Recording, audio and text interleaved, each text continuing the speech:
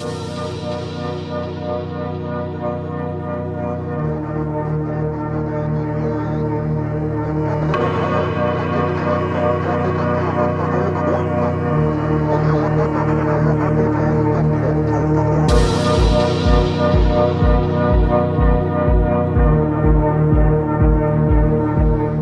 fait, je me rappelle surtout des Jeux Olympiques. Il ne faut pas oublier que le judo était là-bas pour la première fois. Donc, on était dans le village olympique, on voyait Mark Spitz qui allait à la piscine, on voyait Jess Owens qui était là-bas, qui avait été invité. On voyait, j'ai vu les 3 Américains qui sont arrivés en retard pour le 100 mètres et qui cavalaient avec leur pointe qui ont raté leur bus. Et puis bien sûr, la tuerie de Munich. On a vécu dans le village des choses très difficiles qu'on retrouve maintenant. Ça a été très très difficile. Voilà. Pour ma journée en particulier, bon, les choses se sont faites normalement. J'ai ressenti surtout en fait un grand soulagement. Soulagement d'avoir eu une médaille, parce que d'abord c'était la première française. De mes combats, je garde un souvenir du premier combattant, qui était un japonais naturalisé brésilien. Et là, je gagnais à 2 secondes de la fin. Et j'ai une photo où je mets le mec sur le dos et où je regarde le chrono et on voit 0,02 secondes. Elle a changé ma vie, pas pour moi, pas moi vis-à-vis des autres, mais les autres vis-à-vis de moi, ça c'est certain. Ouais, c'est certain, j'ai eu un autre regard porté sur moi. Ça m'a donné envie de travailler plus. Ça m'a permis de faire des rencontres.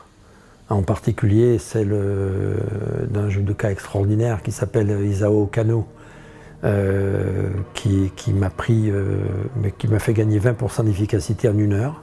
Je suis rentré en France, j'ai travaillé 1 an, et au bout d'1 an, je suis devenu quelqu'un d'autre. Voilà. Je n'étais pas un très bon judoka quand j'ai été champion d'Europe et quand j'étais à Munich. Je veux dire, techniquement, j'étais un bon judoka les 3 dernières années de ma carrière. Voilà. C'est pas pour ça que j'ai plus gagné, mais j'étais un bon judoka. J'avais 2 adversaires dans la vie. J'avais Jean-Luc Rouget en toute 4, c'est pas simple, hein. J'avais Guy Offray qui était un judoka absolument fabuleux, fantastique, gaucher, etc., qui me cassait les bonbons, j'y arrivais pas, etc. Et puis après, j'ai fini par trouver la solution, mais sur le tard. Mais c'est un judoka fantastique, il a été champion d'Europe avant moi, etc. Et il est champion d'Europe, j'ai le genou, je me fais opérer du ménisque. À l'époque, c'était quand même 10 jours d'hosto, le ménisque, hein, à l'époque. Voilà. Ça, c'est 1 an avant les Jeux. Et au championnat d'Europe, Guy, malheureusement, se pète le coude, il se sort le coude en demi-finale, on était en demi-finale tous les deux. On aurait pu se rencontrer en finale et régler le problème, il se blesse, et c'est moi qui vais au jeu.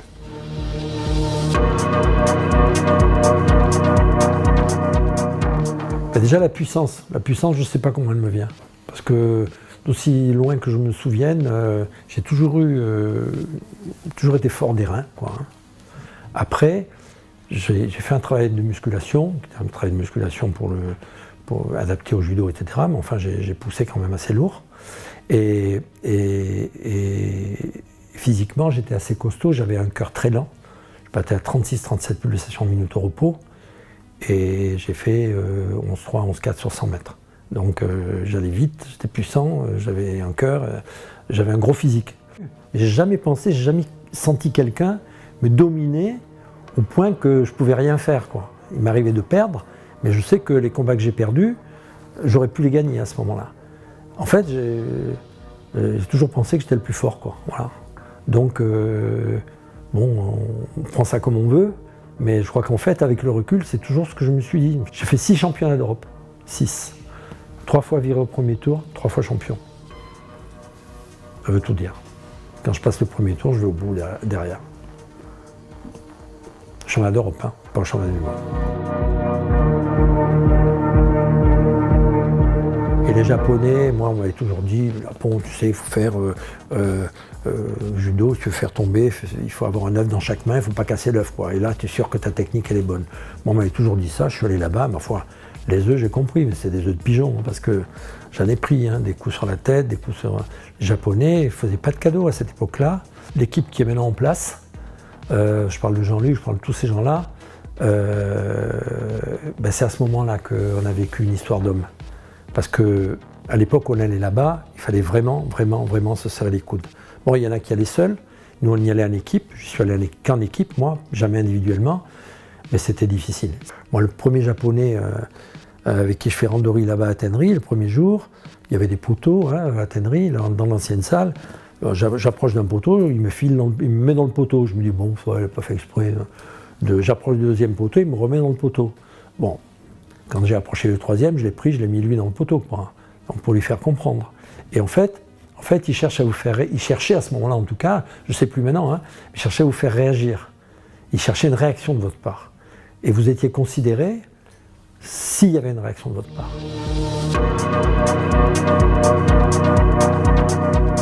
Jeux Olympiques de Montréal, je perds au premier tour contre un mec que j'ai battu 9 fois, alors que Fuji n'est pas là. Il y a Sonoda qui était largement à ma portée, surtout à ce moment-là où j'étais vraiment devenu une machine. Je rencontre Marenke qui m'avait bien étudié. À l'époque, c'était qu'une petite bordure, tu sais, il n'y avait pas les 1 mètre. C'était une petite bordure, et si tu faisais tomber à l'extérieur, aux Jeux Olympiques de Montréal, ça comptait pas. Je tombe une fois sur le genou, au centre, ok, je mets 2 pieds en dehors, et je perds. Et ça a été un cauchemar, parce que je voyais défiler le temps, je me dis, putain, c'est pas possible, prends ton temps, vas-y, tranquille. Et je perds au premier tour à Montréal. Et là-dessus, je décide de mettre 800 bornes entre Paris et Marseille.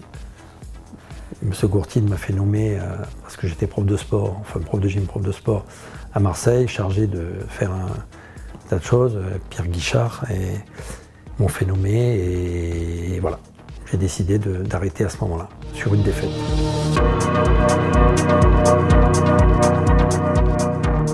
Je regrette parce que quand tu vois, en 62 ans après, à Paris, au Championnat du monde de Paris, les catégories de poids avaient changé. Donc moi, je faisais 82-83 kg, tu vois, en temps normal. Donc les 3 kg, je les perdais facile. Enfin, à 86, ça m'aurait bien arrangé, tu vois. Et quand les catégories ont changé, et quand j'ai vu Hulsch, l'Allemande de l'Est, que je lui ai mis des fessées à lui, tu peux même pas imaginer les fessées que je lui ai mis en championnat, être champion du monde, là, j'ai eu les boules. Mais bon.